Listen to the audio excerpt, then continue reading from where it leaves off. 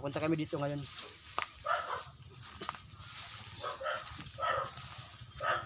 Ngayon nagbalik kami dito, tay. Kasama ko na ngayon yung karpintero. So, pag-uusapan natin ngayon yung plano na mapaayos ang bahay nyo. Ikaw, Nay, gusto nyo bang mapaayos natin ang bahay nyo? Kayo. Oo naman. O, kasi kahapon, nandito ko kahapon, kausap ko si tatay. Kausap ko si tatay kahapon. At ngayon, kasi sabi ko sa kanya kahapon na kung pwedeng makausap ang may-ari ng bahay. Kumusta naman tayo? Nakausap mo ang may-ari ng lupa. Ito natugod tayo. Matugod din kung hindi man itong dari man itong nga kabalay ka ang simitugod nga tanan. Pero nagpaalam ka na sa kanya. Oo, diyan pagkuanan. Diyan pagkong kuryente, nagkumana ng kuryente. Ay, yan nagsari. So saan tayo pwede magpatayo ng bahay magpaayos? Dito na lang sa likod? Oo. Pwede mo din nila, pwede magyapon. Hindi na dun sa kabilang kalsada? Hindi na lang kay kuryente. Yung kuryente? Oo, para yung iba. Sige, ganito. Papaayos natin ang bahay nyo. At maliban po niyan, Nay, meron po kasing sponsor na gusto magpaabot ng tulong sa mga anak nyo. So, napagkalooban tayo ngayon ng isang sponsor na tutulungan ang dalawa mong anak na mapatherapy. Oo, kasi sabi po nga niya, malaki ang pag-asa na makapagsalita pa ang dalawa mong anak. Kinakailangan lang po nila ng therapy. Kasi ang gagawin ko ngayon, pagkatapos namin ngayon dito, so magkano kami, maghahanap ako ng mga, magtatanong-tanong ako sa mga kakilala kong doktor na kung sino ang kanilang kakilala na pwede makapag-therapy dun sa anak mo. Patutulungan po yan. Babakan nila ito. Papuntahin namin dito. Pero maghahanap muna ako ng yung magaling na magti-therapy para maasikaso po yung anak nyo. Malay po natin, ipagdasal lang po natin palagi sa Diyos na ang dalawa mong anak, makapagsalita na po sila. Kasi nakakaawa po talaga yung dalawa mong anak, Nay. Lalong-lalo na po, palagi silang naiiwan dito, tapos yung asawa mo hindi pa nakakakita. Diba? So kawawa po talaga. Oo. So okay po sa inyo na matulungan po natin ang dalawang anak. Oo, tutulungan po natin. Pero Nay, ko ganito, kasi ang kahilingan po ng ng sponsor na kung pwede, hindi muna natin iwan ang mga anak mo, mag-focus ka na alagaan ang mga anak mo para mapupusan natin sa therapy niya. So pwede ba yun, Nay? Kasi ang alam ko, ang hanap buhay mo na bandera. O para kahit paano, may sabi mo nga, mayroon kang pang-araw-araw na papagkukunan ng pagkain. At saka yung mga estudyante ko, araw-araw nagpapasay sila dalawang estudyante. Okay, so tutulungan po kita dyan, Nay. Sige, okay. So pag-usapan natin yan. So, ang natin ngayon, yung bahay. So dalawa yung blessing na ipinagkaloob sa'yo ni Lord. Yung bahay nyo, ipapaayos natin. Tapos merong tutulong sa dalawa mong anak na mapatherapy hanggang sa makapagsalita sila. Oo. Yun yung natin. Tiwala tayo kay Lord na gumaling yung dalawa mong anak at makapagsalita po sila. Kasi mga lalaki pa naman, kawawa talaga eh. Nakakatulong sa kanya, pag eskwela, kawawa sila. Kawawa talaga. Kasi yung pinag-alarin. So, tingnan natin yung mga bata. So, ito guys. Hindi man sila Kaya nga, Nay, kaya tinignan natin yung dalawa mong anak dahil nga gusto natin matulungan din na matherapy. Kasi nga yung mayroong sponsor na nais po silang tulungan yung dalawa.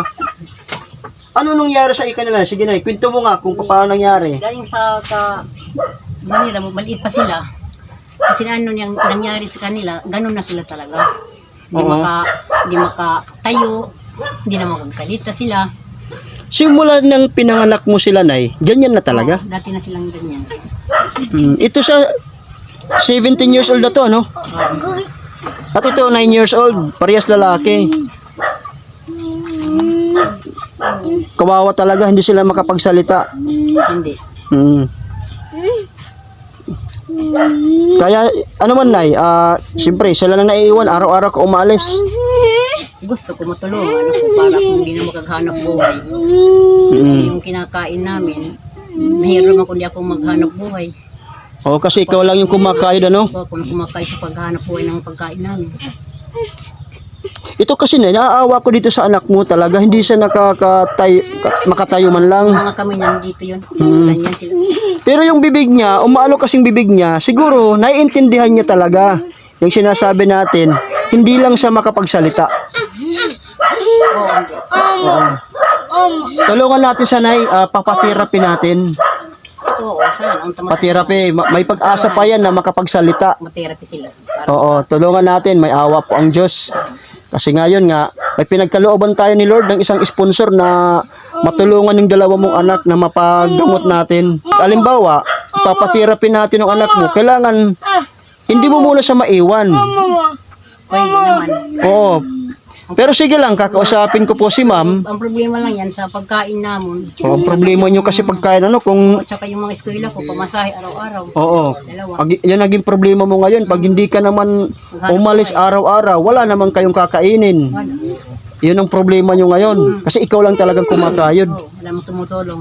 Walang katulong. Wala. Bulag naman yung asawa ko.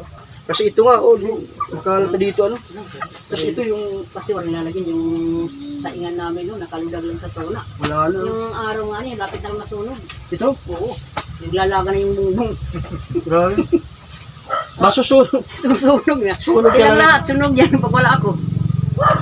Ang delikado yan, pag wala ka, tapos masunog, ang yung ulan mga nila. bata. Lahat sila. Oo. Paano kasi bulag si tatay, di makakita. Oo, hindi naman siya makukuha sa Gaganyan ko dalawa. na lang mga anak ko. Dito sa loob. Tatlo kayo masusunog. Oo. Delikado. Yung kasi mahirap. Kaya kailangan pagtanghalin, pumupunta pagtanghali para tinitingnan mo yung mga anak mo. So tayo, punta muna kami dito sa likod Sige. para ano tayo ng... Sige. Sige. Sa kami muna sa likod.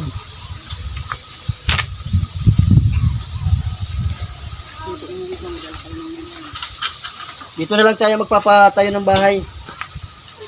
Dito sa likod, dito, malit-malit.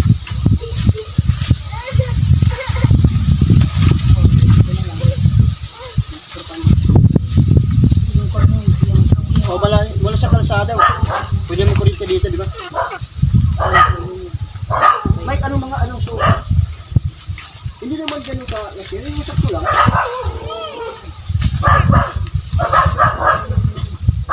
So, tapos, para balot nila. 8. Yung haba.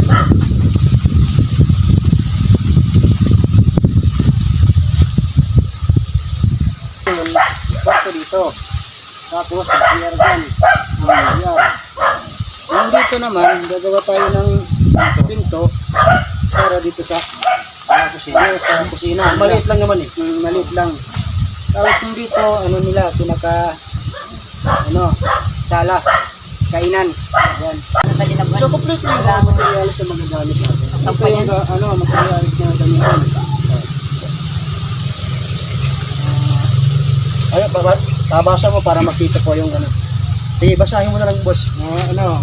Hollow block, 100 pieces, simento, 2 piraso.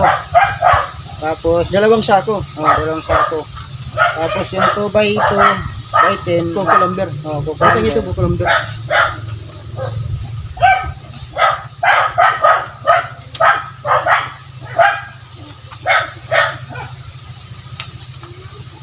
Kukulamber, 40 pieces na 2 by 2. Tapos yung 2 by 3, 10. Ilan daw? 40. Marta, pwede ba bababaan pa natin para maka-discount pa tayo, maka-kuan? Kasi masyadong marami. Kasama na yun doon sa taas. Kasama na sa taas. Yung pang bubong. Yung hard flex. Yung hard flex, Ano lang naman isa, 2, 3, 4, patayo naman 5, 6. 6 lang. Hard flex. May hiding din pa tayo dito. Ilan? Kasi 10 lahat. 10 hard flex. Pakilagay. Asan yung hard flex dyan? Dito. 10. Okay. Ano yan? Pieces talaga. Mga pako. Yung pako, 4 inches, 3 kilos, tapos 3 inches, 3 kilos din. Umbrella nails, 3 kilos, saka bulkasil, 1 pieces. 1 piece sa Bukasin. Yun lang. Yun lang. Paano naman yung sweldo mo, sir? Kasi malayo tayo dito. Ano yung... Kasi gusto ko rin malaman kung magkano ang sweldo mo. Yung hingin ko na lang na sa araw-araw 600 na lang kasi malayo yung bibiyayan natin Manila dito. ka. Malayo.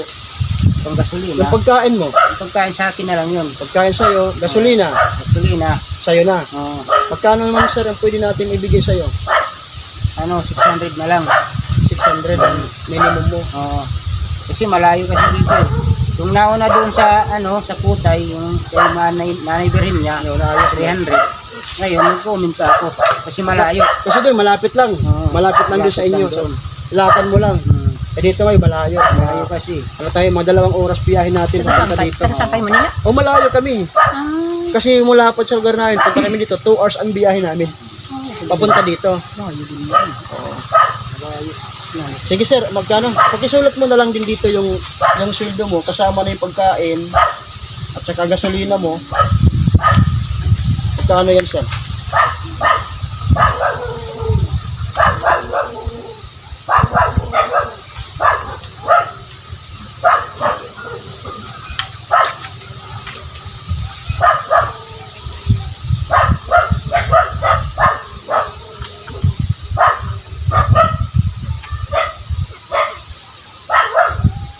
Lagyan mo ng parenthesis ko lang.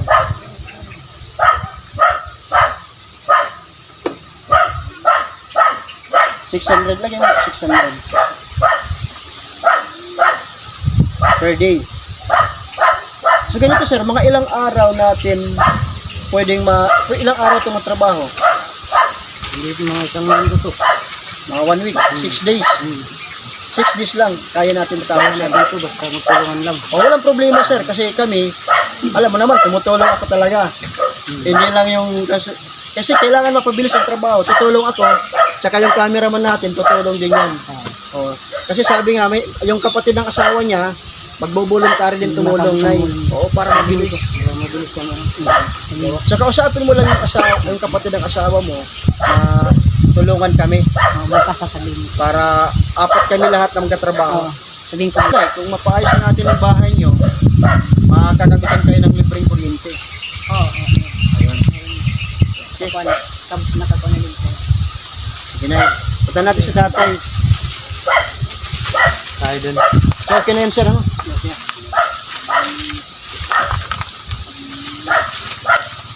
Sige, muna ka na yun. Baray na rin lang. Kaya ka dapat nila, no? Tay! Okay na kapag plano na kami ng maayos, papaayos natin ng bahay nyo. Sige, aantayin na lang natin na makabili ako ng mga materyales para makapag-umpisa agad kami dito. So, anong nararamdaman mo ngayon, Tay, na may tumulong po sa inyo? Salamat. Maluwi ang Ginoo. Ikaw, Nay. Salamat natin sa pagpunta niyo sa bahay namin. Bahay niyo. Saka yung mga anak ko namin. Oh, yung mga anak mo tulungan. Yung mga anak mo, Tay, matutulungan yung anak mo para sa therapy. Salamat. Salamat tayo ni Lord na magkapagsalita po sila. Oo. Sa makayakang dahil kulit nga mo dili. Sige, Tay, maraming salamat sa Tay. At babalik kami dito para makapag-umpisa tayo sa bahay. Lovely. So, maraming salamat sa iyo, Lord. Papasalamat tayo kay Lord sa kalooban niya. At siyempre, umpisahan natin. So, maraming salamat po sa inyo lahat, guys. Sa patuloy niyong pagsuporta sa Lakwatsero Pagbulig Vlog. Ito ngayon yung Sa pagtutulong. isa sa mga mission natin na matulungan at mapaayos ang bahay po nila at ang mga anak po nila matulungan po na mapaterapi natin. So yun po. So maraming salamat, Nay. Ingat po. Thank you, Lord. Thank you. God bless you. Hinay ka mo sa biyahe. Sige, Nay, maalis na kami, Nay. Ingat. Kasi babalik agad kami. Kasi umuulan na. Gamay. Nalang, tumakat pa di. Salamat. Salamat. Thank you. Guys, Thank you.